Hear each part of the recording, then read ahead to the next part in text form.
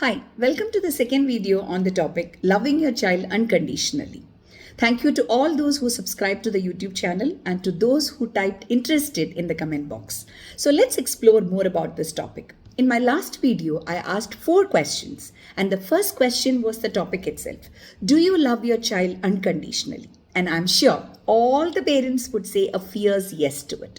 So let's move on to the second question. What do you mean by unconditional love? Is it about providing everything that your child demands for? Or is it about always saying yes to your child and never say many parents saying this, ma'am, I can't say no to my child. She's so small and she'll be hurt when I say no to her. That means you are making your child emotionally so weak.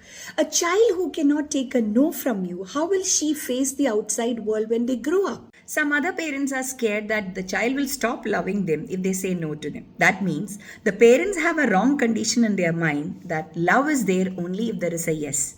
If there is no, that means there is no love. And the parents will transfer this yes condition to their child's mind as well through their actions. So even if you say yes to your child all the time, it is not unconditional love. It is still conditional. What is the condition? I say yes because I love you. And if I say no, that means I'm not loving you.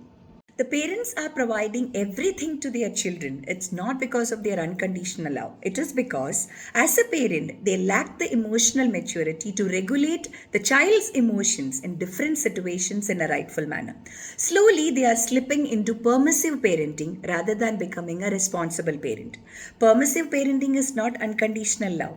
Unconditional love is loving your child without attaching any strings of conditions to it. And how do we practice that? Before we get into the how of unconditional love, let's explore the third question. Will you love your child unconditionally even if they don't do well in their exams or behave rudely with their friends, siblings, or elders in the family? Let's analyze this. Trust me, this is going to be interesting. I'm imagining myself in 2 situations attending the parent-teacher meeting in my son's school. The first situation, when the teacher was telling that my son did well in the exam and he's an obedient child in the class, I was feeling so happy and proud, and I was trying to hold him closely towards me so that he could sense my love.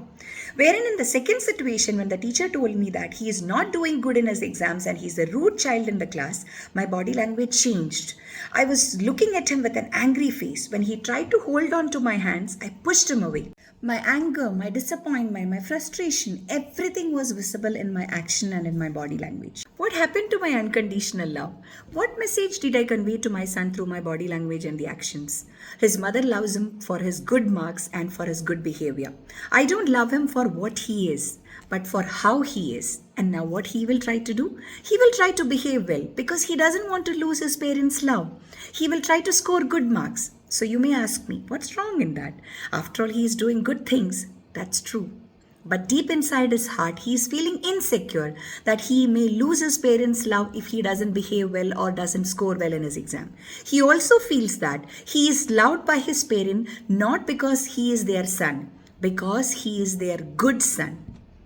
And if anything happens otherwise, he will not have the courage and the confidence to go and talk to his parents about it. We analyzed different scenarios, and now it's clear that always saying yes to your child is not unconditional love. To be a mindful parent and to have a strong connection and emotional bonding with your child and guide them purposefully in their life, you must practice saying no to them when required. Also, you should have rules and boundaries in the parenting that needs to be discussed, communicated, and agreed upon mutually with your child. While practicing these rules and boundaries, we must show unconditional love to our children. Instead of showing my displeasure and withdrawing from my son, I should have held him closer to me even while the teacher is discussing about his low scores and bad behavior. Outside the classroom, I could have sat next to him, held his hand in mine, and said, I'm sure you must be feeling bad about this. Don't worry. Mama is here to help you. Is there anything bothering you in the class or in the studies? I should have allowed him to have a heart-to-heart conversation with me. Above all, I assured him that he is my son and I am loving him for that, not for his scores or for his behavior. I am giving him the confidence to discuss with me any problem, whether it is big or small. And later in his life, when he is getting stuck at any situation, he will remember that he has a strong foundation to go back to, that his parents, who will hear him unconditionally, without any judgment. When parents love them unconditionally, children will grow up as confident and courageous human beings who will have high self-esteem and trust in themselves. We analyze the three aspects of unconditional love. What is unconditional love? Why unconditional love is important to our children? And how do we practice unconditional love? Hope you like this video. Please share it with your dear and near ones. And together, let's build a happy and empowered future generation. Happy to help. Keep smiling.